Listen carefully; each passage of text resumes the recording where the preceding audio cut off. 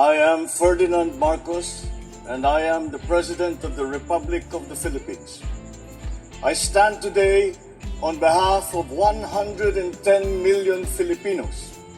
Hello people and hello universe, it's me again guys. Shoutout sa inyo, nakikita ko. Yan po yung nangyari kahapon po dyan sa Ayungin Shoal, dyan sa Dimasinloc mga kababayan. At yan po yung binumba ng China vessel. Yan po ang resupply boat natin, no, na maghahatid ng supply sa mga mangingisda natin ng mga krudo, ikangay mga gasolina para sa mga bangka nila. Yan po ay libre ng BFAR at saka mga pang Christmas, no, na nakakakarton, mga pagkain ihahatid nila, isusupply nila, no. So kung makikita natin dito guys, ayan sila, no, kukunin nila diyan sa ating resupply boat ang kanilang mga ayuda, no, galing sa BFAR, libre po yan. Pero dahil diyan sa nangyari, tingnan nyo guys, yung kagahaman, karasan ng ginagawa ng Chinese vessel. Binumba ng water cannon yung ating resupply boat. Alam nyo, masakit po yan. O, tingnan nyo, diba? Nakakasama ng loob. Alam nyo, ang masakal dito, mamaya yung water cannon yan, may chemical. Alam nyo, tuso itong mga tao na ito kahit kailan. No? Diba? Nakakakawawa. Diba guys? Nakakaawa yung ating mga resupply boat. O, tingnan nyo nga, Saan ka makakita niyan?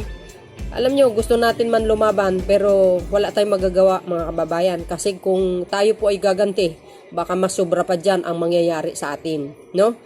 Ganun pa man ang Pangulo guys, tuloy pa din ang kanyang ginagawa na diplomatic protest. Hanggat maari guys, hindi po tayo pwedeng lumaban Ang iniisip ng Pangulong Marcos Jr., yung kapakanan ng mamayang Pilipino. Baka mamaya kasi pag naglumaban tayo, no? Alam ko itong mga Philippine Coast Guard nang gigigil talaga sila. Gusto talaga nilang manapak, kaso lang ayon po sa direktiba po ng ating mahal na Pangulo, hanggat maari, no, huwag tayo guys mag-umpisa ng gulo. Dahil pag nangyari yan, baka matulad tayo ng sa Gaza at sa Israel. Alam ko matapang ang Pilipino, pero anong magagawa natin? Ang magagawa natin mga kababayan is manalangin po tayo na baka darating ang araw, ibibigay sa atin ng Panginoon ang katagumpayan. Ika nga, sabi sa Biblia, ang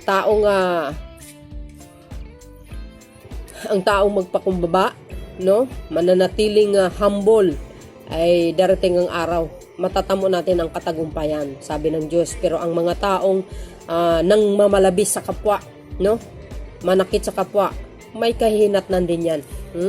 Malay nyo, maya, babigla na lang tayong gumuho yung pinagtayuan nila ng base militar dyan. Di wow. Di kayo naloka. Ang karma nga guys, laging katabi yan ng bawat tao na gumagawa ng kasamaan sa kapwa. Ang Pangulo, kahit ang Pangulo nga, galit na galit, no? Pero ganun pa din ako'y humahanga sa ating mga kababayan. Talagang ang haba talaga ng pasensya natin, ano?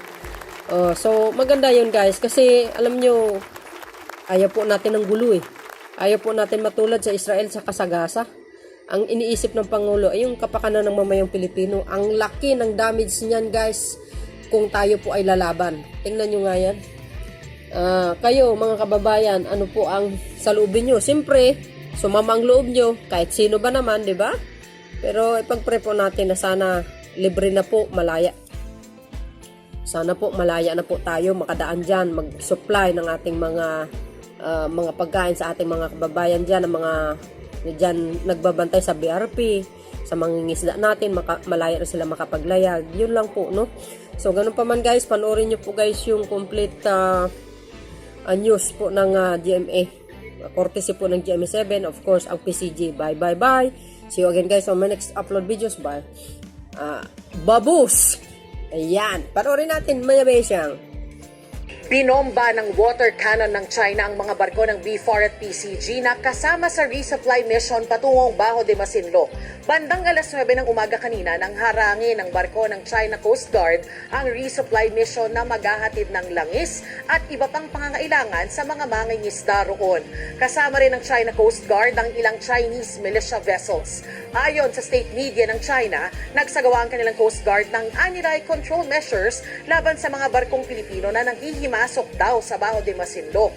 Pero nauna nang sinabi ng Chinese Foreign Ministry na labag sa kanilang soberanya ang anilay panghihimasok ng Pilipinas sa Baho de Masinloc na bahagi ng ating exclusive economic. Sa pool ang mga barko ng BFAR o Bureau of Fisheries and Aquatic Resources ng water cannon ng China Coast Grabe, Guard. oh. Walang hiya talaga tong mga ano na ito. Tong mga salot na ito. Ang lakas nyo guys, ha? Lakas ng pressure na yan. Nang biro magsagawa ng niya yun, resupply oh. mission Oh. para sa mga mangingisdang Pinoy sa Scarborough Shoal.